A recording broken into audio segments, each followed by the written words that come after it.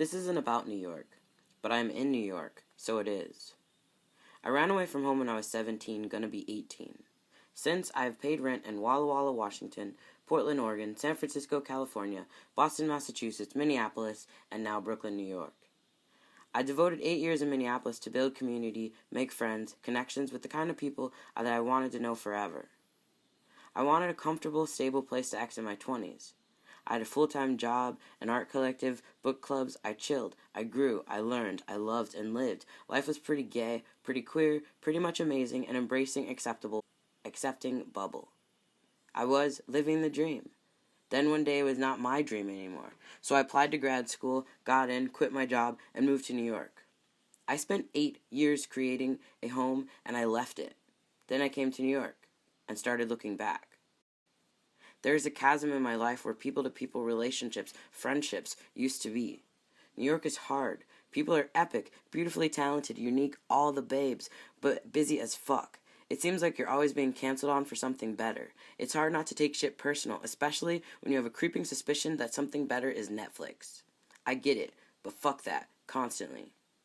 A woman and I were talking, and she was asking me about what brought me here and my life and all that stuff, blah, blah. I told her some things, including how I've been having a hard time in the city, making connections, friends, just being. How could you not, she said. You're grieving. Oh. Grieving. Oh. Well, I never thought about it that way, as I purposely pushed thoughts of Minneapolis out of my head over and over, because it kind of bummed me out when I thought about it all. I miss it. I miss my bicycle. I miss my bicycle. I spent the last 16 years in 5 different cities using a bicycle as my primary mode of transportation. I remember the excitement I had to finally be in New York. New York, where the city is alive. New York, here, the city is alive. I remember waiting in the taxi line at JFK, fresh off the plane, slightly sorrow-filled, but exhilarated. The excitement was paramount. I stood in awe, taking it all in, my right hand casually resting on my so giant I could fit inside its suitcase. I remember feeling a steady vibration that had been with me since exiting the plane. I was awed by the reality that the city I would now call home was so alive and busy that I could feel the pulse of it, steady, up and through the carpet, my bag to my palm. I am here, I thought to myself, in preparation of giving myself one of those, this is your life, look at you, getting your dreams, grad school kid, you got this, now manifest some awesome, do your thing, get it, be it, do you. As I grasped the bag to harness the city's power with both hands and connect it with that of my POC, queer art-making ancestors, my Ivory, my Athena. There was no vibration, no tremor shooting up from the bowels of the city and into my pack. Just the realization that inside of my so giant I could fit inside of its suitcase, a vibrator, my vibrator, was on.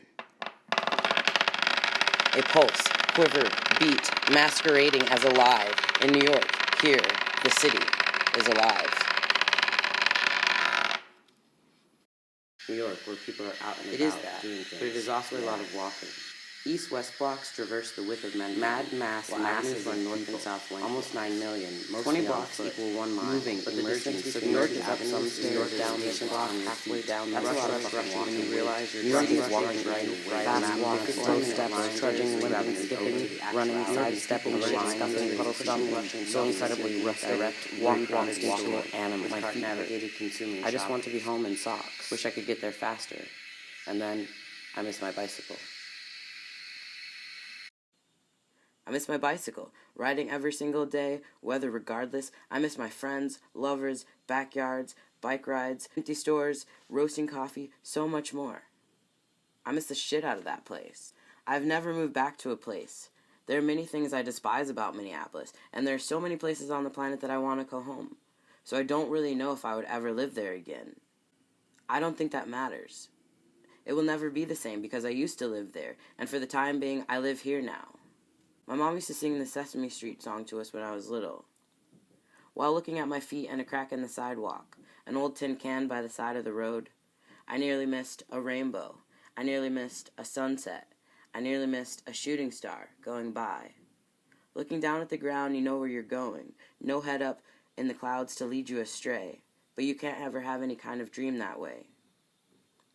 I've been trudging through New York streets doing a life here while looking at my feet and dreaming of somewhere else. This isn't about New York, but I am in New York. This isn't about New York, but I am in New York. I am in New York. I am in New York. So it is.